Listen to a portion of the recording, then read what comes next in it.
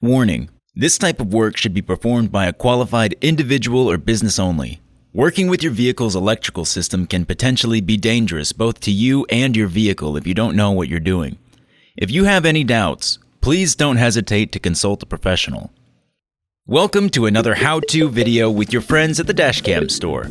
Today, we'll be learning how to identify constant and switched fuses. Before we get started, you'll need to know where in your vehicle your fuse box is located. If you need a refresher, check out our other video for some guidance. The link's in the description below.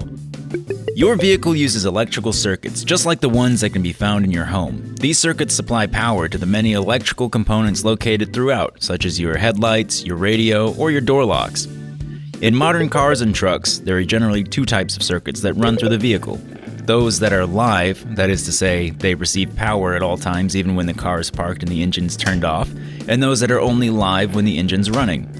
We'll refer to these as constant and switched. Inside your fuse box, these constant and switched circuits tend to live right next to each other, with each circuit being protected by an individual fuse. The fuse serves as the test point to determine which type of circuit it may be.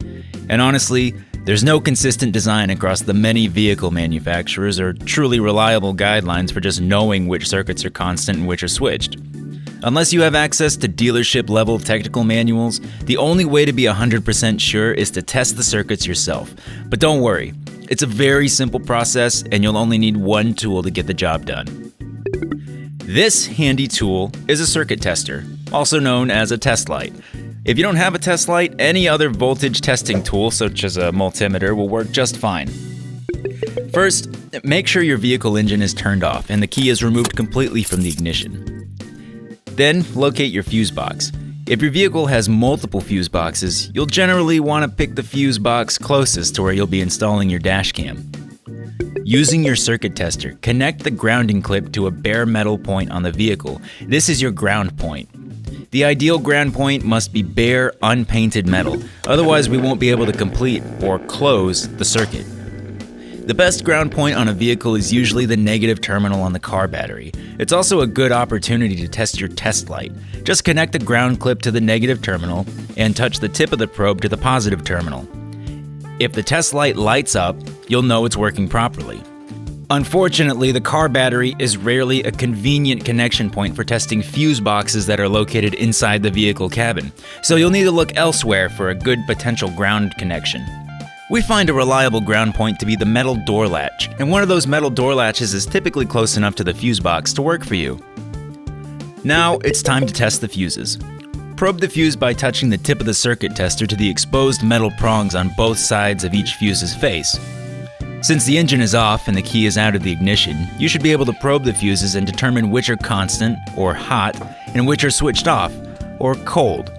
If you find a combination of both hot and cold fuses in your fuse box, great, we're on track. If you found only one type of circuit in your fuse box, don't despair just yet. Some vehicles may require additional testing, and we'll get to that in a bit. Track down a fuse that reads cold or off. Put the key back in the ignition and turn it to the on position. Now you don't necessarily need to start the engine up. Probe the fuse again. If it lights up, perfect. This is your switched fuse. Turn the ignition off and pull the key from the switch. We recommend checking this fuse again once your car is off, just to ensure it's a reliable switched fuse circuit. If necessary, now that you've identified a switched fuse, you can select any of the other fuses that remain on for your constant fuse. When possible, we recommend using a non-essential circuit as your constant power source, just to reduce your chances of affecting any sensitive vehicle control systems that may be present. The most ideal circuits will be marked as accessory in your owner's manual or your fuse box cover diagram. Now that you've identified your constant and switched fuses, it's simply a matter of connecting your add-a-circuit fuse taps or Power Magic Pro or BlackVue direct wire harness or other electrical accessory to the appropriate fuse slots. Once your installation is finished, be sure to test your device for proper operation before wrapping it up.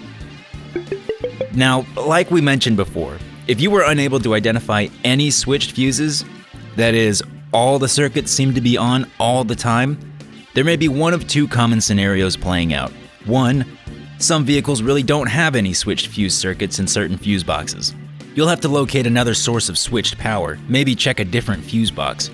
Fortunately, while this is possible, it's not very common. More commonly encountered is two. Some vehicles use a switched fuse delay system, meaning the switched fuse circuits will remain on for up to 30 minutes after turning off the engine and removing the key from the ignition.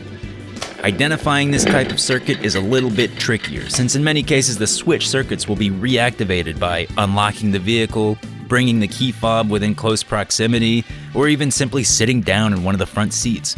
In this case, you'll want to consult your owner's manual for more information on your vehicle, or get in touch with a professional who can help you sort it out. Thanks for tuning in with the Dashcam store for this chapter in our how-to series. We hope you enjoyed learning about constant and switched fuses, and if you have any questions, don't hesitate to leave them in the comments, and don't forget to join us next time. Now recording.